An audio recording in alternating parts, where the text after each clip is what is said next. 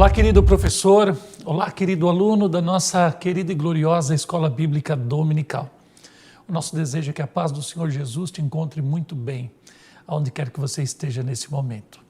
Eu sou o pastor Kleber de Amorim, falo com vocês diretamente dos estúdios da DCTV, a nossa querida TV da Assembleia de Deus em Criciúma, Santa Catarina, aqui no sul do mundo.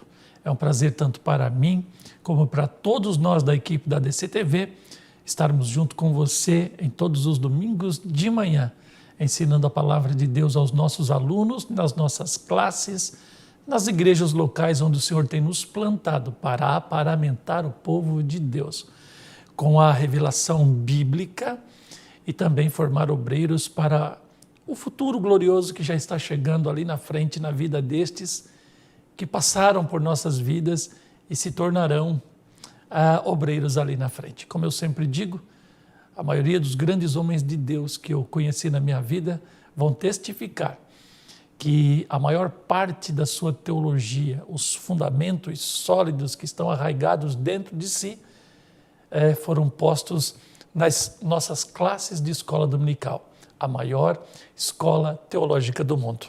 E nós estamos estudando com o pastor Elienay Cabral, nesse segundo trimestre do ano de 2023, um tema extraordinário: relacionamentos em família, superando desafios e problemas com exemplos da Palavra de Deus. Está aqui a nossa lição, muito linda, muito encadernada, com um conteúdo extraordinário. E nós já estamos na quarta lição desse segundo trimestre, a lição para o dia 23 de abril, deste ano corrente de 2023. O tema está aqui na nossa tela: ídolos na família. E nós temos a leitura bíblica em classe no livro do Gênesis, capítulo 31, dos versos 17 até o de número 19, depois do verso 33 ao 35. E depois, juntando a esse texto de Gênesis, Juízes, capítulo 17, o versículo 1, depois o 3, o 4 e o 5. São as leituras, ou os textos, melhor dizendo, que somados formam a leitura bíblica em classe da nossa lição de número 4. E aí nós temos o texto de ouro para essa lição do próximo domingo: filhinhos, guardai-vos dos ídolos. Amém. 1 João capítulo 5, verso 21. E os ídolos, eles requerem adoração. Eles querem o nosso tempo, eles querem quase toda a nossa atenção. E mais, eles querem lealdade, eles querem honra, eles querem veneração, eles querem adoração. Ou seja, os ídolos do mundo subtraem a nossa atenção, a nossa energia, o nosso empenho, a nossa esperança, a nossa confiança. Eles são extremamente gulosos, deixa eu usar esse termo, gulosos por nossas competências, por nossos dons, por nossos talentos. E como nós sabemos que acima dos ídolos do mundo está o verdadeiro Deus das nossas vidas, o Criador do céu e da terra, o Todo-Poderoso, o Eterno Deus, o Altíssimo Guarda de Israel, nós podemos dizer que os ídolos do mundo são ladrões da glória que é devida só a Deus. Por isso que João vai dizer que nós devemos nos guardar dos ídolos do mundo. Verdade prática: a adoração a ídolos implica priorizar tudo aquilo que se coloca no lugar de Deus. Ou seja, rouba inclusive a presença de Deus em nossas vidas. Quer roubar a glória, quer roubar a honra, a nossa lealdade, nossa veneração, a nossa adoração e, por fim, quer substituir o próprio Deus de nossas vidas. Temos a introdução da nossa lição e nós vamos diretamente para o primeiro tópico da lição de número 4 do segundo trimestre do ano de 2023. Os ídolos encontrados na tenda de Raquel. E aí, então, a síntese do tópico primeiro dessa nossa lição de hoje: diante do engano de Labão contra Jacó, subtraindo bens da herança das próprias filhas, Raquel furta os ídolos do pai e mentiu para cobertar sua tentativa de fazer justiça com suas próprias mãos. Quando Cristo diz que um abismo ele leva-nos a outro abismo, aqui está um exemplo prático dessa afirmação de Jesus. Um erro gerando outros erros numa consequência de atos e eventos, acontecimentos que terminarão, que culminarão em tragédia se algo não for feito no meio do caminho. E a origem de todas estas demandas está onde? Na idolatria, que altera a nossa convicção acerca de Deus, porque na verdade os ídolos do mundo são deuses feitos à nossa imagem e à nossa semelhança. É o Deus do casamento, é o Deus da lavoura, é o Deus do tempo, é o Deus da sorte. Nós olhamos as situações e nós criamos deuses para as nossas demandas geradas do nosso coração. E aí nós pegamos Deus e fazemos Deus a nossa imagem e a nossa semelhança. Então, a idolatria é uma alteração do próprio caráter do verdadeiro adorador. E a alteração do caráter vai, então, deformar a moral, a ética, a espiritualidade, gerando conflitos em pessoas sem nenhuma base que nos leve ao final da nossa própria existência, que é adorar o verdadeiro Deus.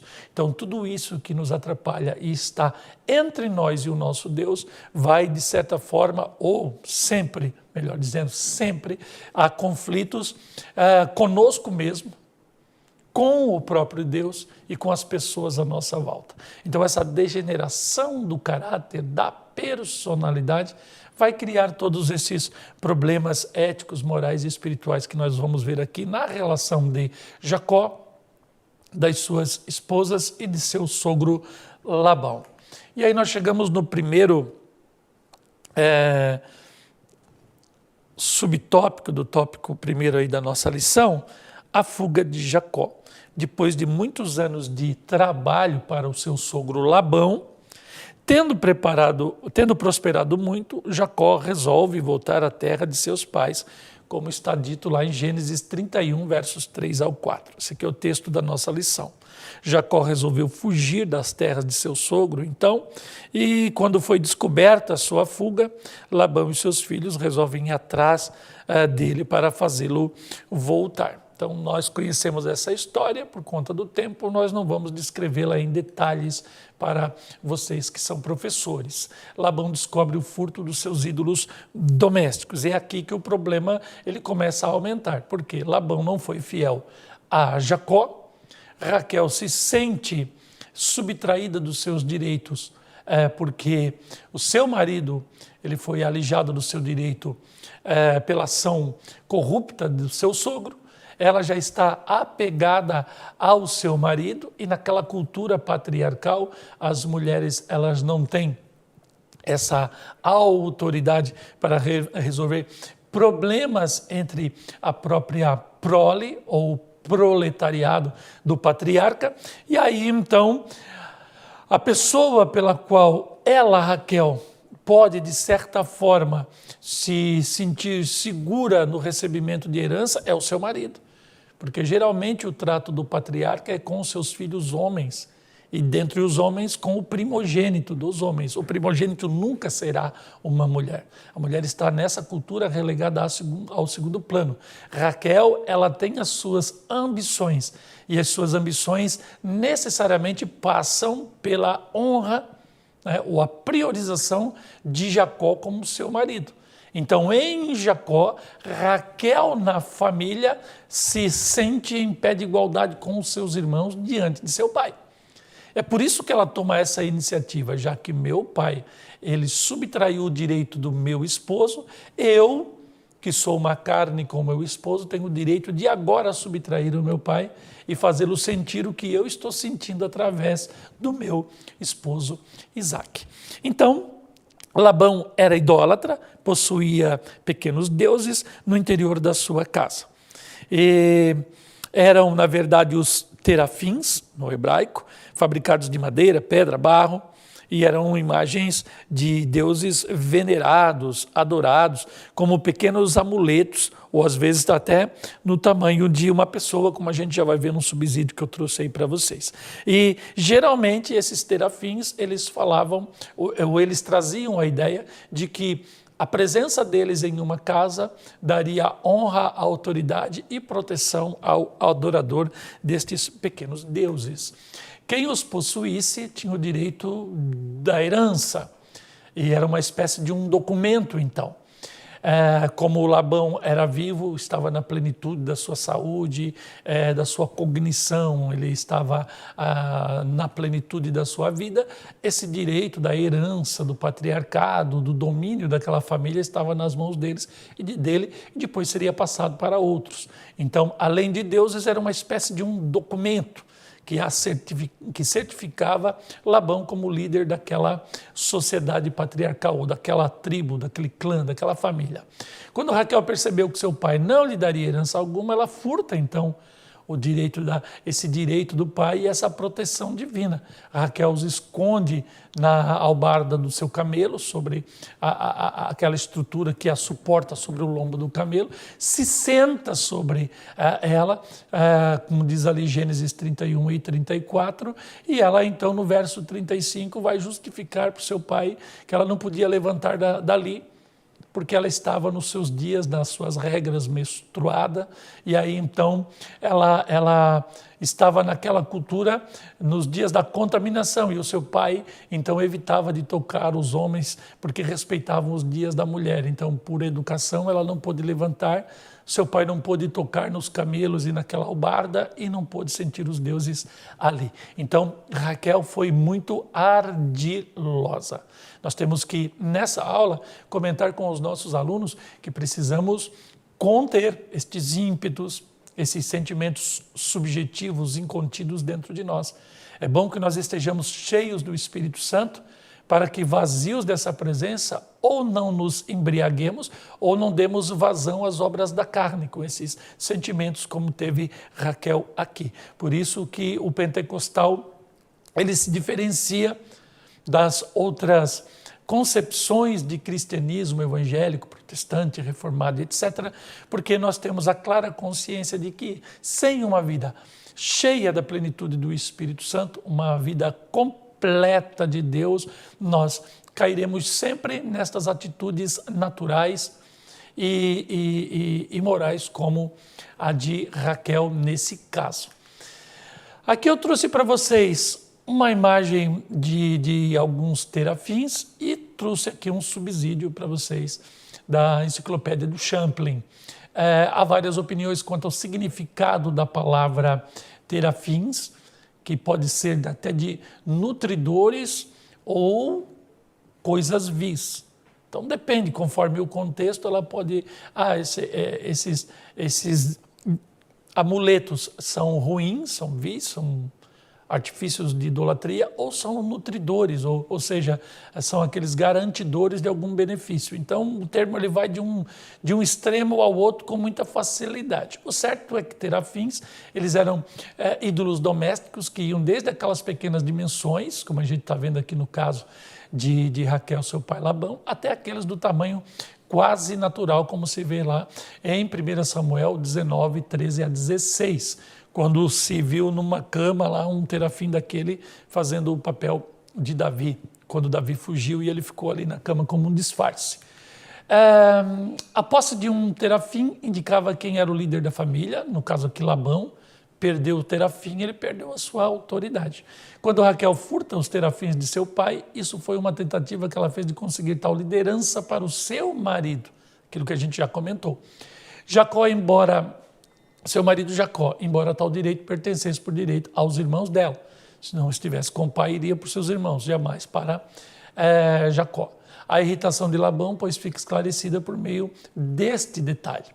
Ao que parece, durante grande parte de sua história, os israelitas não pensavam que a possessão de tais ídolos era incoerente com a adoração a Yahvé.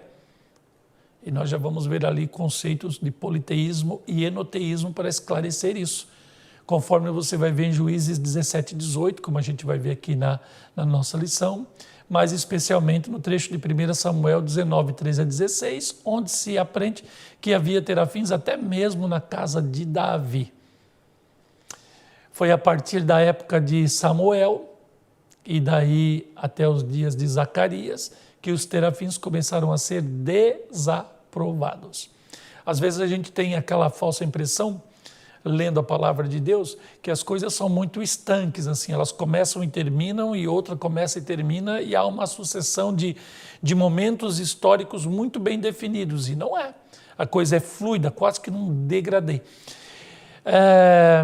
Israel sai do Egito, entra na Terra Prometida, passa por esse período dos juízes, que alguns dizem de 500 anos, outros de 400 anos, e a gente vai percebendo a convivência desse povo inserido por Deus na Terra Prometida com a cultura idólatra local, e essa cultura idólatra permeando e às vezes adentrando as casas e as famílias de Israel. Como então a gente percebe no tempo dos juízes e no princípio da monarquia em Israel, como no caso de Saul, aqui onde Davi ainda não é rei, a gente percebe resquícios ainda do Egito, ainda dos tempos mais remotos da sociedade de Abraão. A gente percebe ainda nos tempos do rei Saul, que é o primeiro monarca de Israel, a presença desses ídolos, dessa cultura e dessa permissividade. Esta é a palavra. Eles têm a Deus, ou a Yahvé, como Senhor de Israel, como o Deus de Israel, mas eles estão acostumados, eles estão amortecidos no seu entendimento ou anestesiados com a presença dos outros ídolos à sua volta. E muitos começam a nutrir simpatias por esses deuses. E aí, então, essa cultura começa a se tornar sincrética, misturada. Ela é fluida, ela entra no santo, vai ao profano, retorna e sai num círculo vicioso de semi-idolatria e às vezes de idolatria total, gerando uma apostasia do judeu para com o Deus que libertou o seu povo do Egito. Mas a história vai continuando, e aí nós temos aqui Samuel, depois nós temos já, depois do pós-exílio em Zacarias, né, a demonstração de que esses deuses começam a ser retirados do meio do povo. A função dos terafins, que os profetas mais combatiam, era a função de adivinhação. É a mesma coisa de hoje em dia. É o horóscopo, os sensitivos, a psicografia, a necromancia fala com os mortos, tudo isso são galhos da mesma árvore, da adivinhação, da magia, das possessões, ou das poções, melhor dizendo. E nessa qualidade de objetos de adivinhação, os terafins são frequentemente mencionados juntamente com estolas sacerdotais, com vestes, né? Com aqueles requintes ritualísticos, também usadas em adivinhações, como está lá em Juízes 17, 18, onde parecem ser objetos separados dos ídolos, e também lá em Oséias 14. Entre as coisas e as atividades que foram expurgadas durante a reforma instituída por Josias, parece que os terafins foram reunidos juntamente com os médiuns e os bruxos. Lemos que o rei da Babilônia costumava consultá-los, Ezequiel 21 e 21, mas o profeta Zacarias declarou que eles eram faladores de coisas vãs. Nesta passagem do livro de Ezequiel, novamente vemos a designação de ídolos do lar. Então não está lá numa basílica, não está lá em um ambiente propício de culto, não está lá num santuário, não está lá sobre uma montanha, está dentro das casas.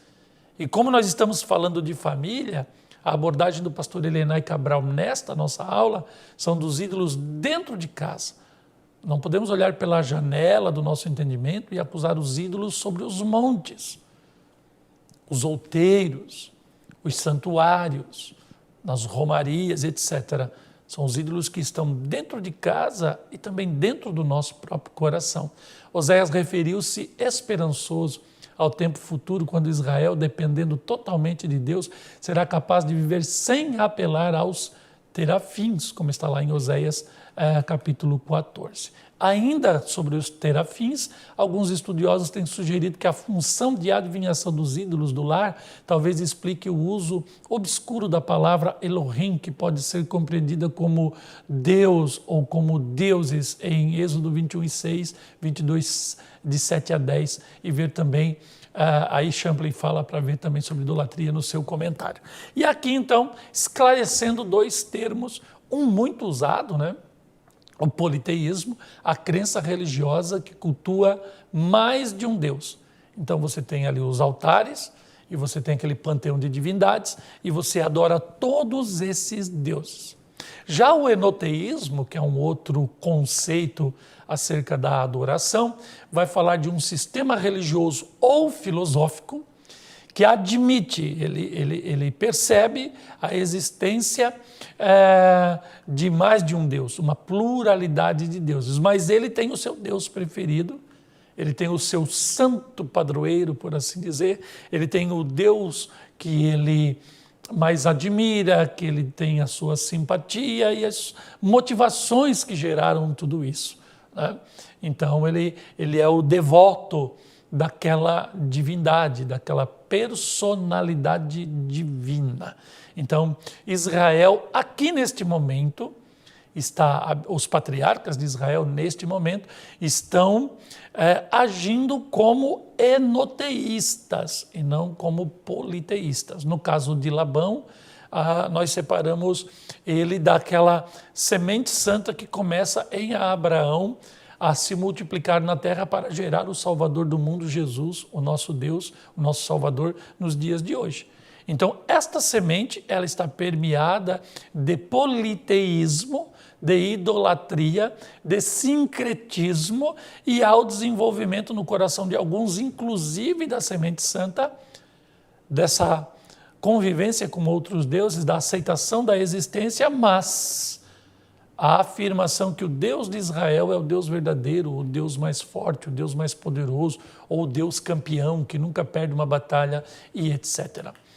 3. Raquel usa de mentira para esconder o seu ídolo. Então a gente já falou que quando Labão alcança Jacó, eles vão tocar em tudo que eles têm atrás desses terafins, e ela está com os ídolos abaixo da sua montaria e usa da questão das regras, ou da menstruação da mulher, ou no conceito deles, do momento de impureza, que não podia ser tocada, para que então não se visse os ídolos debaixo do camelo. E isso vai gerar um problema muito sério. E aqui, como estamos falando de família, o esposo e a esposa devem ter um diálogo aberto, uma comunicação total, eles não podem ter senhas, divisões, né, de segredos entre si. Por quê? Porque Raquel, ela coloca em xeque a moral de Jacó diante do seu sogro, e Jacó está se utilizando de uma verdade, de um sentimento puro, ele é vítima da sua esposa, que não está o protegendo naquele momento, pelo contrário, está o usando, porque ela, na verdade, se sentia a pessoa que tinha sido alijada do seu direito de herança, como nós já abordamos aqui na nossa pré-aula. Então ela vai buscar o seu direito e quase que ela acaba provocando uma tragédia entre seu pai e seu marido. Um santuário de deuses na casa de Mica. É o segundo tópico da nossa pré-aula, e a síntese desse tópico diz que, imerso em um período de abandono à lei de Deus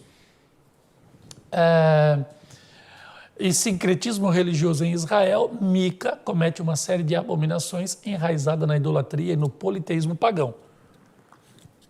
Agora nós estamos em um momento histórico mais à frente que o de Jacó, Raquel e Labão. Já estamos no tempo dos juízes. Israel já saiu do Egito, já está vivendo o período dos juízes pré-monarquia.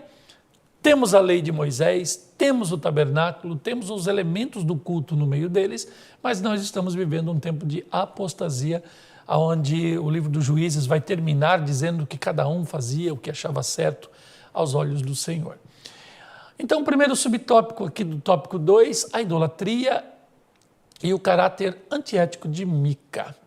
O nome Mica quer dizer quem é como o Senhor nosso Deus? Ainda faz um questionamento.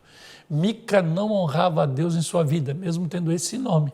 Ele tinha uma família, embora o relato bíblico não cite sua esposa, sua mãe vivia com ele e era abastada, ela era riquíssima, mas também idólatra. O povo tinha se corrompido por causa da idolatria. Nós temos então o politeísmo, temos o enoteísmo e ambos levam à idolatria, que é o quê? O uso dos ídolos, a aceitação deles e o afastamento de Deus. O povo de Israel aderiu a um sincretismo, que é esta mistura de crenças dentro, é quase que uma sopa de fés. É um conjunto de concepções de deuses e a pessoa aprende a conviver com todos os tipos de deuses, de crença, e ela acaba não sendo politeísta, mas sincretista. E quando ela tem a preferência de um deus, ela é enoteísta, e quando ela adora todos, ela é politeísta, então. Israel aderiu a um sincretismo religioso que implicava uma apostasia total. O final deste processo de heresia, que é pensar sozinho, entrar num movimento de aceitação e conformidade com o mundo. O sincretismo te leva à apostasia, que é o afastamento total da verdadeira doutrina, da ortodoxia, da verdade revelada na palavra de Deus.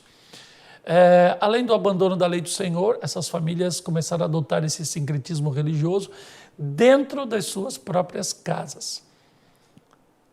Os ídolos desta lição número 4 são os ídolos caseiros, os ídolos das casas.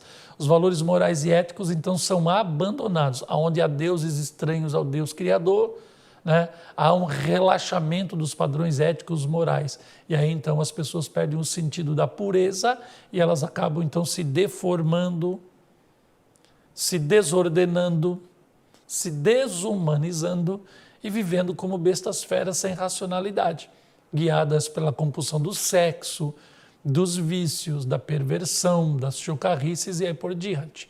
Por isso não foi difícil para ele roubar a própria mãe, num ambiente de sincretismo, de apostasia, de idolatria, de amoralidade, de imoralidade. O roubo é só mais uma das consequências, como o assassinato, como o estupro e as violências de todas as sortes.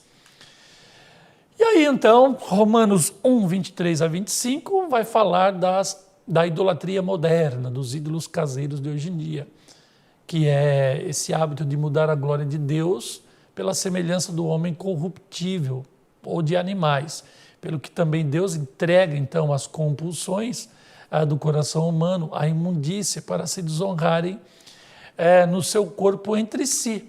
Eles mudam a verdade de Deus em mentira, honrar e serviram mais a criatura que o Criador, que é bendito eternamente. Amém. Então, isso é a síntese da idolatria moderna. A troca da imagem de Deus em nossa vida pela imagem do homem que é semelhante a nós, dos animais, dos elementos da natureza e coisa parecida. As invencionices da modernidade são as mesmas do passado, porque nós estamos presos ao tempo, ao espaço, aos elementos da natureza. Os homens são a mesma coisa de geração em geração, eles não mudam nos seus padrões de comportamento, de iniquidade, etc. Por isso que a palavra de Deus ela permanece sempre a mesma, porque o homem não muda. E de geração em geração ele precisa se arrepender e abandonar essa idolatria, que vai mudando a roupagem, mas sempre é a mesma na sua essência. Muda a forma, mas o conteúdo sempre é o mesmo. Subtópico 2, a abominação de Mica. Então ele havia constituído em sua casa um santuário para os terafins. Olha, nos tempos remotos de Jacó, eles ainda estão no meio de Israel. E aí o versículo 5 vai dizer que este homem tinha a casa de deuses, né? Fez lá a sua grutinha com seus deusezinhos lá dentro, e ele consagrou um dos seus filhos para que fosse agora o sacerdote, para que pudesse fazer as suas adivinhações. Então a Mica lhe roubou a sua própria mãe, sem que ela soubesse, é claro, e levou consigo 1.100 ciclos de prata, ou 13 quilos de prata. A sua mãe não sabia que era o próprio filho que roubou, e ela começa a praguejar o ladrão. Só que como eles vivem num ambiente sincrético, cheio de superstições, ele acredita que a mandinga, a maldição da mãe, vai pegar nele.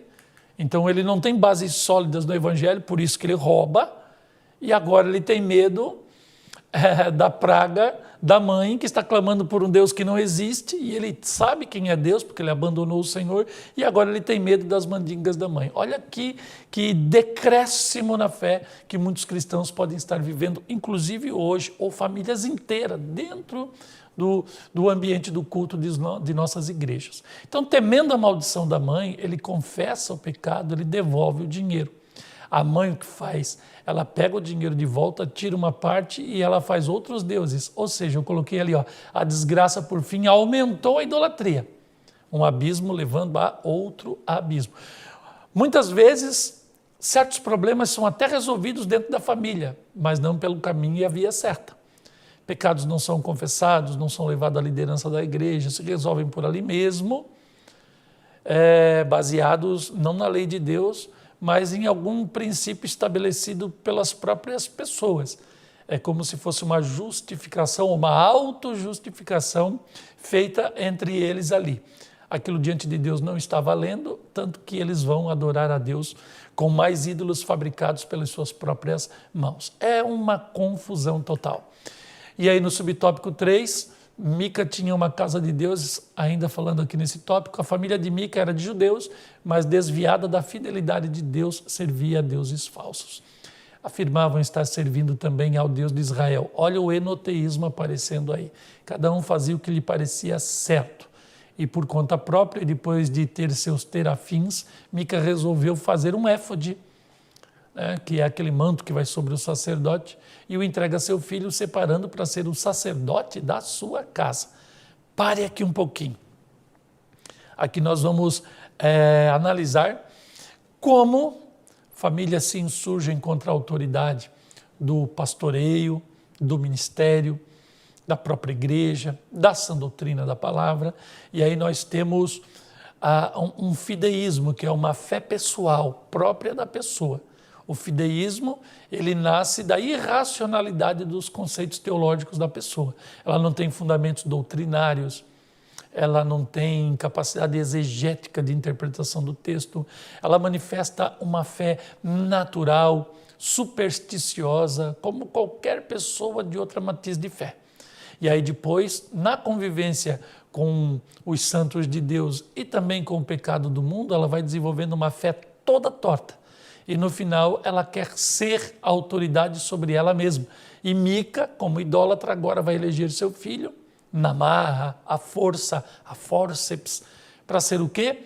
O sacerdote das adivinhações, porque ele tem medo do futuro e ele precisa de previsões, ele precisa de prognósticos, ele precisa das adivinhações dos deuses. E aí falta um sacerdote. E quem é que vai ser? O da própria casa. Que as nossas famílias estejam submissas à vontade do Espírito Santo, que haja culto doméstico em nossas casas e que nós venhamos a estar no lugar que Deus quer que nós estejamos, que ninguém tome para si a glória do ministério se por Deus não forem chamados. No nosso meio nós não somos sensacionistas, nós cremos na atualidade dos dons do Espírito Santo, muitos de nós somos usados inclusive pelo Espírito Santo, para pastorear vidas, para evangelizar pessoas, para ensinar pessoas com o dom do doutoramento do Espírito, o mestrado do Espírito e até profetizarmos. Mas isso não quer dizer que temos autoridade ministerial e hierárquica divina para governar o povo do Senhor. São pessoas que Deus chama para fazer esse tipo de serviço, de sacerdócio, desse levirato moderno da graça, podemos assim dizer. Então, cuidado com esse fideísmo, essa fé pessoal e essa pretensão de autoridade sobre si, fazendo da sua casa, da sua vida, uma nova denominação, uma nova igrejinha, uma nova portinha de Jeová. Aqui está a figura das vestes sacerdotais e aqui amarelinho o éfode, é aquele manto que vai por cima da estola do sacerdote. E aqui Êxodo 29:5, que fala sobre o éfode que vai sobre a túnica de Arão e depois o peitoral vai sobre este éfode. Mica tinha uma casa de deuses ainda, depois aparece um levita desocupado, que não tinha onde morar, Mica o convida para viver em sua casa, e agora ele tem um sacerdote oficial. E quantos desocupados estão pregando nas igrejas e estão atrás de valores, de prebendas, de ofertas e não têm vínculo com a igreja, nunca pastorearam ninguém, são pastores de si mesmos e são desregrados por natureza. Essas pessoas sempre vão encontrar uma casa que tem os seus ídolos ou as suas casinhas de ídolos domésticos. E aí se junta o que na linguagem popular se fala da fome com a vontade de comer. E aí o texto vai dizer que esse povo desse tempo, ele está então comprometido com os ídolos da religião pagã. Então olha as consequências de uma fé toda torta, enviesada, sem estrutura, deformada. Que o Senhor nos guarde disso tudo. Então, a idolatria dentro dos lares. Agora vamos fazer uma aplicação para os dias atuais e vamos aqui estabelecer conceitos do que pode ser idolatria, inclusive numa casa de evangélicos, por que não também pentecostais. Precisamos combater os ídolos domésticos dos tempos atuais, assim como qualquer influência. Os ídolos e a influência dos ídolos. O sincretismo é convivência com a influência dos ídolos, que nos levam ao enoteísmo. Não, eu não sou idólatra porque eu tenho meu Deus, mas eu me simpatizo com os deuses do mundo e sou influenciado por esses deuses. Então eu tenho ali o sincretismo, o enoteísmo e às vezes eu não preciso ser um politeísta para ser um idólatra. Olha como a coisa ela é fina e esse estudo nos adverte sobre tudo isso. Primeiro subtópico, os ídolos domésticos nos tempos atuais. Então o apóstolo João, ele já nos alertou, filhinhos, guardai-vos dos ídolos. Para uma pessoa não crente, a vida cristã é irreal, já que se vive no mundo, vive-se pelo que se vê e por aquilo que os sentidos alcançam, por aquilo que ele sente.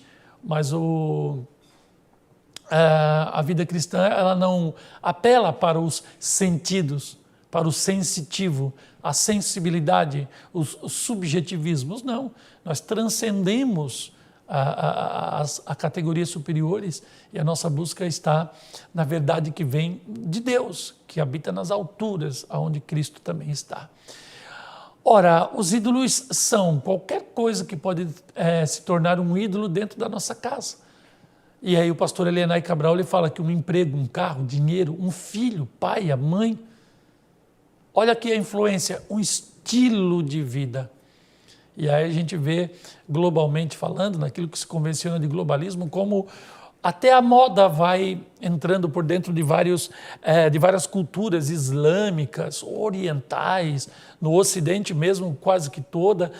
Eles vão monopolizando um estilo de vida, aquele sonho americano da liberdade total e você pode ser quem você é, e aí você cai nessa cadeia mental, prisioneiro desta onda, e você pensa que está livre e você está condicionado e andando mimeticamente, que é isso? Imitando aquilo que é a influência, o espírito do anticristo que governa o mundo faz com que você, se não tem o espírito de Deus, comece a andar. Olhe para as igrejas e você vai ver muitos crentes desavisados que já andam mimeticamente, imitando o mundo dentro da casa de Deus por um estilo de vida que é pagão dentro da casa de Deus.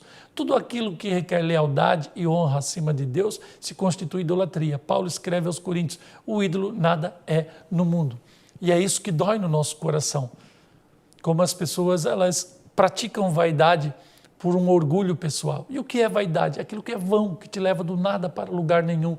Aquilo que não tem sentido, aquilo que você não toca, aquilo que não pesa na sua vida, mas que ganha uma importância muito grande no coração de muitas pessoas. Identificando os ídolos modernos dentro dos lares.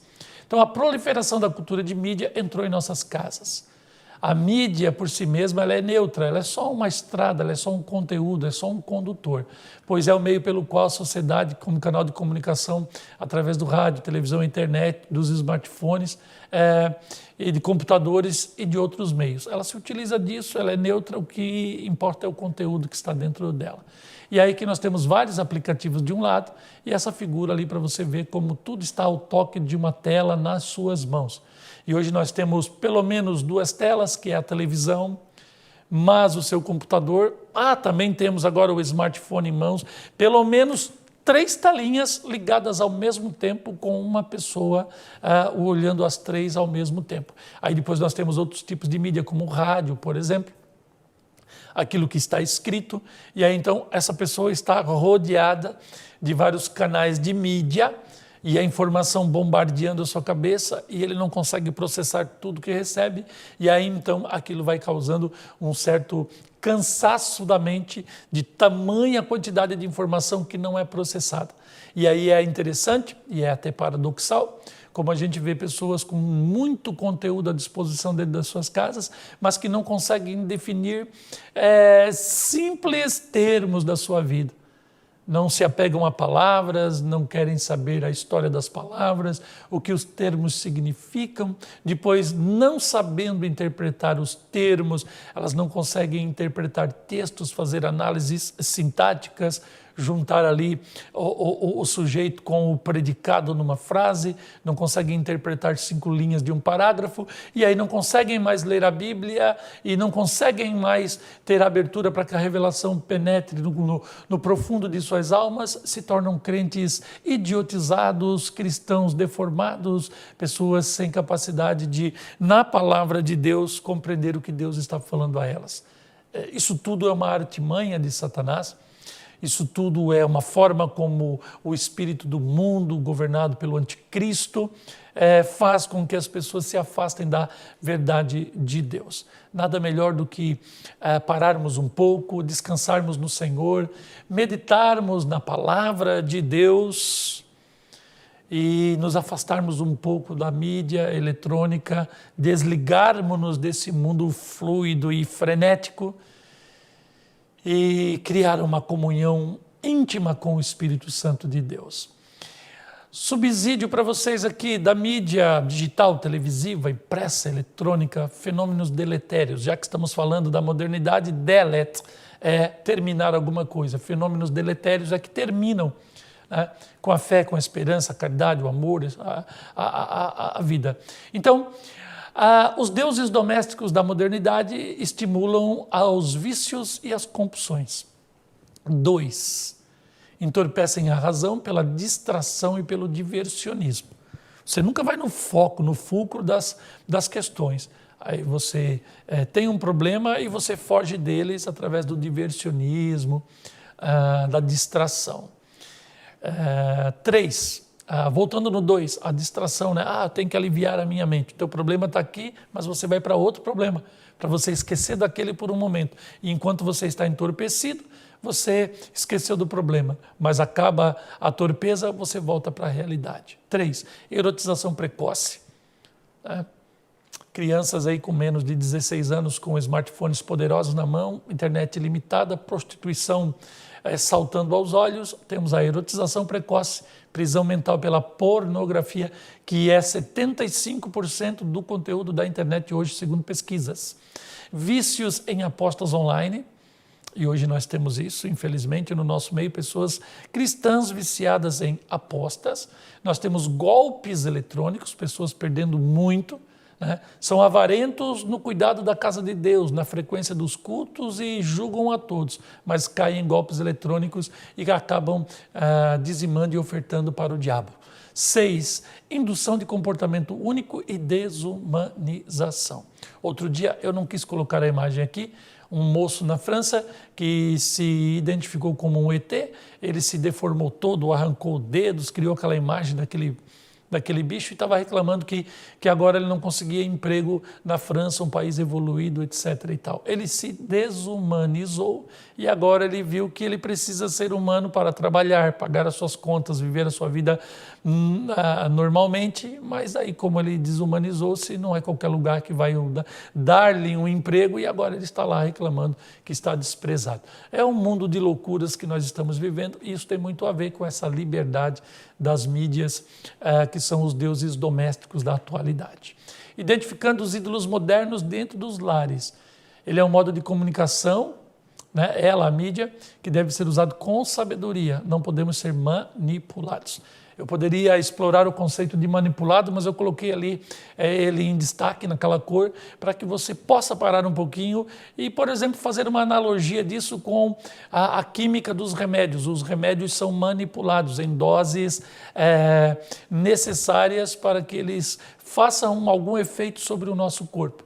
Não tem aquele ditado que diz que a diferença entre o remédio e o veneno é a dose?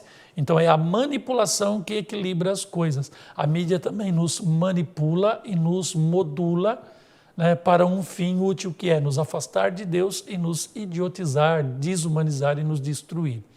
O que não podemos é fazer o uso acrítico desses instrumentos. Então eu tenho medo do meu smartphone, desse instrumento. Não tenha medo dele. Sirva a Deus com qualidade, se utilize dele para propagar o evangelho, se comunicar com as pessoas, fazer os seus negócios, aferir o seu sustento. Então você precisa não ser radical e cortar isso de uma vez por todas, mas trabalhar dentro de limites aceitáveis com as ferramentas que Deus tem. Precisamos levar em conta que a concupiscência da carne e dos olhos, a soberba da vida, são os efeitos da idolatria do mundo. E terminando, precisamos reagir contra os inimigos da família. Jesus nos diz que nós somos o sal da terra, que somos o sal da terra, e se a gente perder o sabor, quem iremos salgar? Quando você, por exemplo, vai fazer uma carne seca, um charque aqui no sul, você coloca o sal sobre a carne, o sal penetra na carne e expulsa os líquidos da carne. Por isso que nós chamamos de carne seca, ou dry, porque ela tira a umidade e o sal entra. Então a capacidade do sal é adentrar a natureza do semelhante. Então o crente é o sal, o semelhante é aquilo que deve ser conservado e protegido na sua natureza necessária. Então, a influência de um cristão sobre o mundo é ele estar puro diante de Deus, porque a única coisa que pode fazer com que o sal perca o seu poder é se ele se contaminar com as impurezas do mundo. Seja puro, seja santo, adore a Deus e influencie vidas, diz o Senhor nesta passagem de Mateus 5:13. Então, a igreja, ela é o sal, capaz de evitar a corrupção dos nossos valores morais e espirituais. Para quê? Para preservar as nossas famílias. Então, os ídolos domésticos que roubam o lugar de Deus na vida familiar. Então, somente uma adoração pura, sem impurezas, vai nos fazer ser sal, influentes e impedir que os ídolos domésticos adentrem a nossa casa, influenciem a nossa vida e nos levem ao final uma apostasia completa da nossa fé. Chegamos à conclusão dessa lição, terminamos com muito carinho essa pré-aula para você, pedindo que você curta, compartilhe, divulgue o nosso material aí nos seus grupos de relacionamento e que você ore por cada um de nós envolvidos no expediente desse trabalho. E por fim, desejamos que o Senhor esteja com você nesse próximo domingo, lhe abençoando, para que você tenha uma ótima e produtiva aula. Que Deus te abençoe, até o nosso próximo encontro, em nome de Jesus.